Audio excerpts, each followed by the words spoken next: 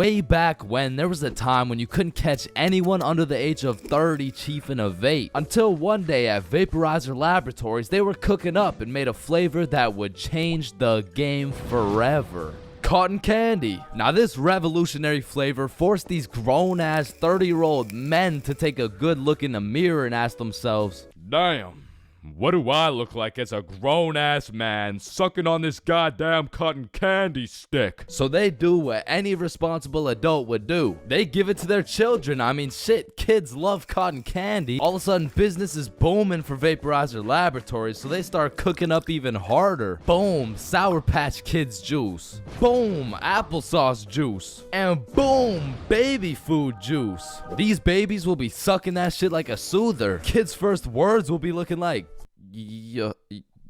Oh my god, honey, Jackson's gonna say his first words. Yeah. Oh, let's hear it. Yo. Yo, Pops, well, let me bum a hit off that 50 Nick Guava Ice, G. Yo, just wait till they drop that breast milk flavor, bro. Shit, these newborn babies won't even know what hit them. They'll be returning customers for life, which will probably be like 12 years max. Now, the reason I say all this is to let you know that vaping not only intruded my high school years, but also my years in middle school. I was first introduced to these bad boys at the ripe age of 13. And with a little bit of that good old peer pressure, I folded, bro. Like, what was I supposed to do, bro? Like not take the hit? No, I probably should not have taken the hit. But from that point on, I started doing a little dabbling, you know. I mean, as a 13-year-old, there's only one answer to someone asking, yo, dude, you want to try a hit of this blueberry guacamole milkshake ice flavor, dude? And that answer is abso-fucking-lutely, dude. And I was never a fiend or anything, but I will say, I popped a few ghosts and blown a few O's back in my day, but it had never gotten to the point of me owning a vape. Until one day. This story takes place way back in grade 7. Me and the boys were posted in science class dissecting cow balls or some shit when Mr. Principal burst through the door like, is Tessa here? Yeah, she's right there. And I look at Tessa and she just tosses her vape over to her homie Kate. And I seen that shit clear as day, but Mr. Principal's old ass must have forgot to wear his contacts or something, because he runs a quick pat down on Tessa looking for said vape, but sure enough, he doesn't find it. Miss Rhodes told me you were vaping in her class. Is this true? No, I would never. Okay. And then the bell rang and everybody knew what that meant. It was nut break. Now, I don't know who the fuck decided to name our recess nut break, but I will say most of the students understood that that shit was short for nutrition break. However, some kids took it a little too literally. Weird ass school, man. But this specific nut break, you best believe me and the boys weren't busting nuts or eating nutritional foods because Billy had something else on his mind. Yo, who's got you smiling like that? Who, me? Nah. It's nobody. Yo, wait, you got a crush on Tessa? What? Tessa? Me? Yeah. Yeah, I got a crush on. Yeah. Oh shit, go talk to her, bro. Talk to her. No.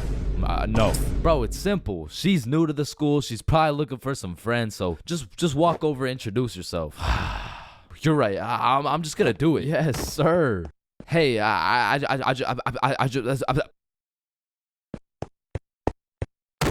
just sell that shit? Yup. You did. Then the bell rings and we all go to PE class. Now in my middle school, your class was your class. You just have the same students and the same underqualified teacher teaching everything. Like, Lord knows Mr. Donaldson shouldn't be teaching PE, but shit, here we are. And so while we're playing dodgeball, I'm trying to coach Billy on how to confess his love for Tessa, but I'm gonna keep it a buck. I was speaking straight out of my ass, bro. I don't know the first thing about confessing love. Listen, bro, I'm the expert when it comes to confessing love. All you gotta do is walk up with confidence, introduce yourself, and then ask her to be your girlfriend, bro. Okay, simple. Let's practice. Hey, Vanessa. My name's Billy, and do you want to be my girlfriend? Damn! And after the proper training, by the time lunch came around, Billy was prepared to do what had to be done. Alright, listen, bro. Whatever happens out there, me and Bob got your back. And remember, the worst she can say is no, bro. Alright, I'm ready. You got this. Hey Vanessa, I'm Billy. I seen you in science class today, and you were looking very pretty. And do you wanna be my girlfriend? Fuck no. She laughed, bro. She laughed in Billy's face, and he walks back to us with tears in his eyes. She laughed at me, bro. Well, at least you know what they say. What? If you can make her laugh and giggle, you can make the cheeks clap and Not jiggle. right now, bro. You're right, too soon. Needless to say, that brother Billy went home that night, listened to Juice WRLD, and cried himself to sleep. Shit, the next day, Billy didn't even say a word, but I could hear Lucid Dreams on full blast in those earbuds. Man, it's a tough sight to see. Next thing I know, Mr. Principal bursts in the class talking about, All right, Tessa, in my office right now. now, I don't know why she was in trouble, but whatever she was accused of, she's guilty, bro. And she's also guilty on 1/3 degree count of breaking my man's heart. And as I'm busy praying on Tessa's downfall, I get a little tap on my shoulder like, psst, take this. Mr. Principal's looking for it, and he's not gonna check you. Whose is it? It's Tessa. Don't worry, it's safe with me. And it was safe with me, cause that shit was now mine. The only way she could get it back is if she repaired my boy Billy's heart, and that just wasn't happening. And soon enough, Tessa comes back from Mr. Principal's office, and she didn't say a word. We had nut break, nothing. We went to PE, nothing. And then we went to math class. And as I was chilling in math class, calculating the square root of pi and shit, I get a tap on my shoulder again. Psst, Tessa wants her vape back. Vape? What vape? The one I handed you this morning? You know, it was purple. Oh, that vape. Oh, yeah, no, I threw that shit in the bushes.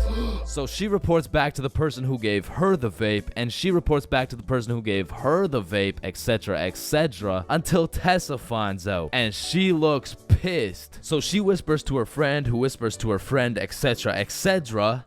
What bush did you throw it in? Oh, the one out back. And to put it in perspective, the bush out back was fucking massive. It was this huge conglomerate of straight prickle bushes, and so pretty much her vape was gone, bro. And I went to sleep that night with a smile on my face, knowing I not only saved Tessa's lungs, but also Billy's heart. The next day I went to class, sat down with the boys as always, but something was different. Tessa and her homies were nowhere to be seen. I shrug it off and continue to make some groundbreaking studies in science class until I hear Billy like, bro, no fucking way. So I turn around to not only see Tessa and her friends waist high in prickle bushes looking for this vape, but I also see Mr. Principal forcing them to do it. Now this was truly a beautiful sight to see revenge play out this perfectly. Like Billy was sitting at the window the entire class watching him do a whole search party for this vape that was posted in my pocket. And just when I thought Billy couldn't get happier, the next day Tessa and her friends had to present a PowerPoint to the entire school on why vaping is bad. Vaping is bad because when the vape enters your lungs, well, it's not good for your lungs. Man, karma is real, because not only did Tessa understand how it felt to be laughed at, but the next day my friend came up to me like, can I use that vape for the day? And I wasn't using that shit, so I said, yeah, sure. And at the end of the day, you'll never guess what she told me, bro. Yo, you still got the vape? No, I threw it in the bush out back. When you link a